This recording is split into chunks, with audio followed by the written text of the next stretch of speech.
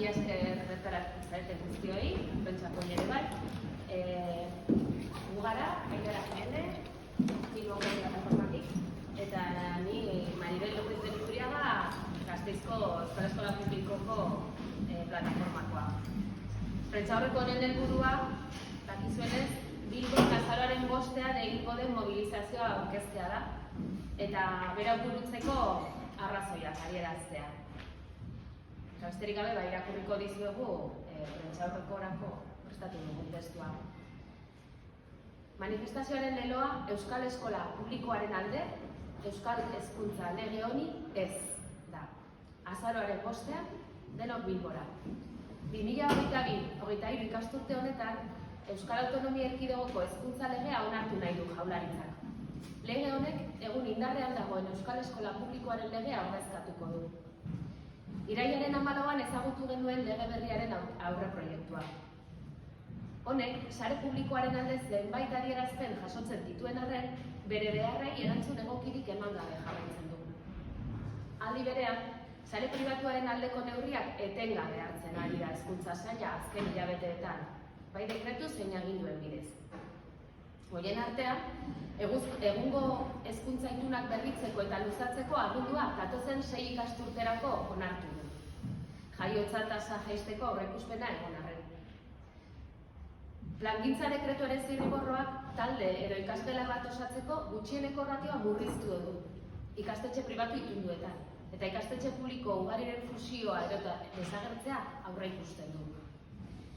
Itunpeko moduluak aldatu egin dituzte.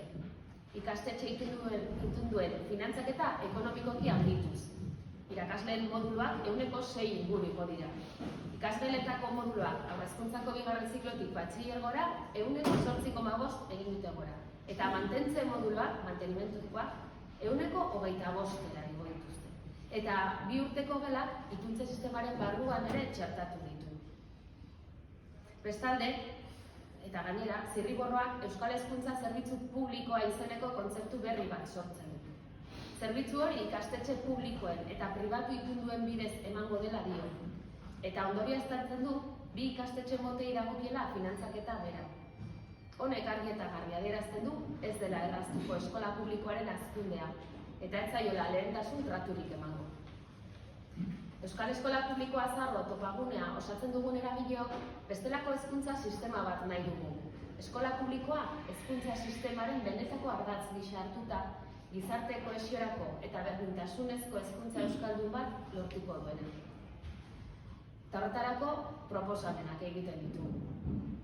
Lehenengo proposamena sare publikoa sendotzea eta handitzea da.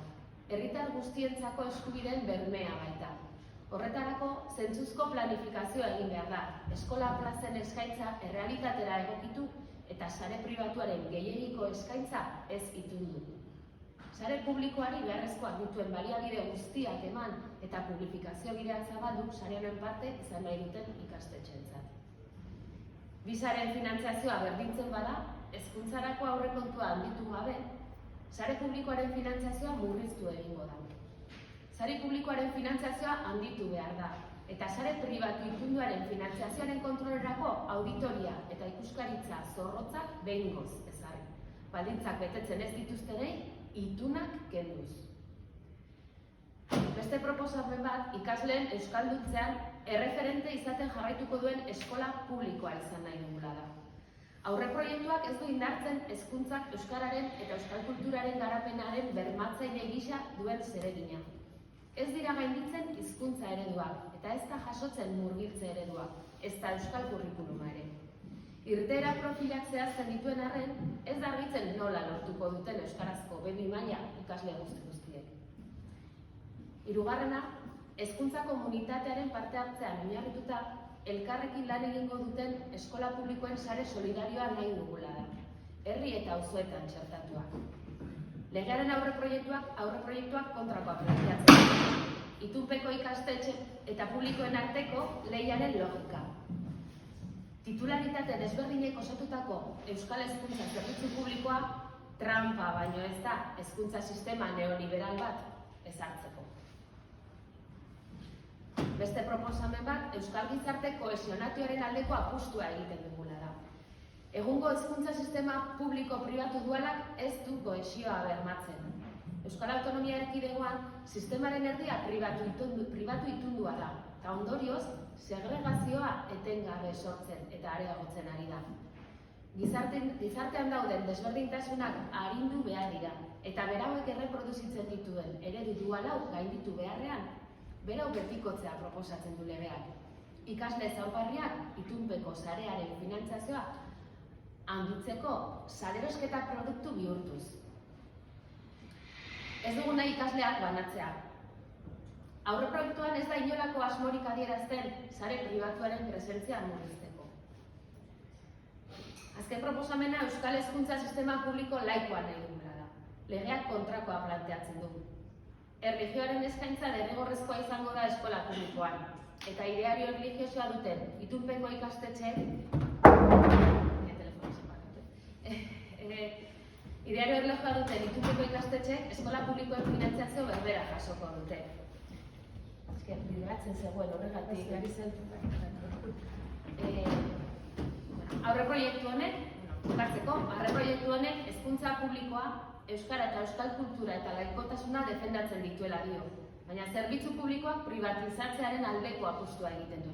Sareen dualtasunari eusten dio, euskalduntzerako atzerapausoa da eta ez du laikotasuna bermatzen. Hori dela eta, topagunea osatzen dugun eragileok, dei egiten dugu gizarte osoa datorren azaroaren bosterdietan Bilboko hezkuntza ordezkaritzatik abiatuko den manifestazioan masiboki parte hartzera. Euskal Eskola Publikoaren alde egin, eta lege honi ezezko borobila emateko. Euskal Eskola Publikoaz arro topagunea sinatzen du, eta horien artean ondorengoek. Gasteizko plataformak, Oiongoak, Bilbokoak, Santurtzekoak, Oarsoaldeakoak, Astigarragakoak, Amurreko hezkuntza publikoaren sarea, Donostialdeko eta Lasarte Oriako plataformak ere, Ordiziako Euskal Eskola Publikoko komunitateak eta Debagoieneko Goi Eskola, EIGE, zuzendarien elkarteak, ikasle eragile guztiak daude gurekin, ikasle sindikatua, ikasle abertzaleak, IKAMA, ikasle ekintza, gazte komunista, eta gero sindikatuen artean Esteilaz, Komisiones Obreros irakaskuntza eta ezek arituko gaur egun prentsaurrekoan, baina manifestazioan guztiak izango dira. Eta honen beste, gazteleraz irakurtzea behar duzu? Bai, radio dazionetik, bai. Eta gero galderak egitzen ditugu behar duzu. Bai. Bueno, estamos Maribel y Ainara de la plataforma de Vitoria y de Bilbao. Esta rueda de prensa es para convocar una manifestación el 5 de noviembre en Bilbao. Y procedo a la lectura del texto. El Gobierno quiere aprobar este curso 2022-23 la Ley Vasca de Educación. Esta ley sustituirá a la vigente ley de la Escuela Pública Vasca. El 14 de septiembre conocimos el anteproyecto de la nueva ley. A pesar de que este anteproyecto recoge una serie de declaraciones a favor de la red pública, sigue sin dar una respuesta adecuada a sus necesidades. Al mismo tiempo, el Departamento de Educación viene adoptando en los últimos meses de forma continuada medidas a favor de la red privada a través de decretos y órdenes. Por ejemplo, ha aprobado la actual orden de renovación y prórroga de los conciertos educativos para los próximos 6 cursos, a pesar de las previsiones de bajada de la natalidad. El borrador de decreto de planificación reduce la ratio mínima para formar un grupo o aula en los centros privados concertados y prevé la fusión y o desaparición de numerosos centros públicos. Ha aumentado los módulos de concertación, incrementando económicamente la financiación de los centros concertados. Ha subido en torno al 6% los módulos del profesorado. Aumenta un 8,5% los módulos por aula desde el segundo ciclo de educación infantil hasta el bachillerato y un 25% los módulos de mantenimiento. Y además ha integrado las aulas de 2 años dentro del sistema de concertación. Por otra parte, el borrador crea un nuevo concepto denominado Servicio Público Vasco de Educación y dice que este servicio se prestará a través de los centros públicos y de los privados concertados. Y concluye así que corresponde la misma financiación a ambos tipos de centros. Esto indica claramente que no se facilitará el crecimiento de la escuela pública, ni se le dará un trato de prioridad. Los agentes que conformamos Euskal Eskola Publikoa Sarro Topagunea queremos un sistema educativo diferente, con la escuela pública como verdadero eje del sistema educativo, que logre una educación euskaldun para la cohesión social y la igualdad. Nuestras propuestas son las siguientes. La primera, proponemos la consolidación y ampliación de la red pública como garantía de derechos para toda la ciudadanía. Para ello es necesario realizar una planificación razonable, adecuar la oferta de plazas escolares a la realidad y no concertar una oferta excesiva de la red privada, dotar a la red pública de todos los recursos necesarios y ampliar los cauces de publificación para los centros que quieran formar parte de esta red, la red pública. Si se iguala la financiación de ambas redes sin aumentar el presupuesto destinado a educación, se reducirá la destinada a la red pública. Y hay que aumentar la financiación de la red pública y establecer de una vez auditorías e inspecciones rigurosas para el control de la financiación de la red privada concertada, eliminando los conciertos económicos a los centros que no cumplan los requisitos. Nuestra segunda propuesta es que queremos ser una escuela pública que siga siendo un referente en la euskaldunización del alumnado. El anteproyecto no refuerza el papel de la educación como garante del desarrollo del euskera y de la cultura vasca. No se superan los modelos lingüísticos, ni se recoge el modelo de inmersión, ni el currículum vasco. Aunque detalla los perfiles de salida, no se aclara cómo lograrán el nivel B2 en euskera todo el alumnado. Queremos una escuela pública basada en la participación de la comunidad educativa. Queremos una red solidaria de escuelas públicas que trabajan conjuntamente, integradas en nuestros pueblos y en nuestros barrios. El anteproyecto de ley plantea lo contrario. Es la lógica de la competencia entre centros concertados y públicos. El Servicio Público Vasco de Educación, formado por diferentes titularidades, no es más que una trampa para establecer un sistema educativo neoliberal. Nuestra tercera propuesta es que apostamos por una sociedad vasca cohesionada. El actual sistema educativo dual público-privado no garantiza la cohesión social. En la comunidad autónoma del País Vasco, la mitad del sistema es privado concertado, lo que hace que la segregación se genere y aumente constantemente.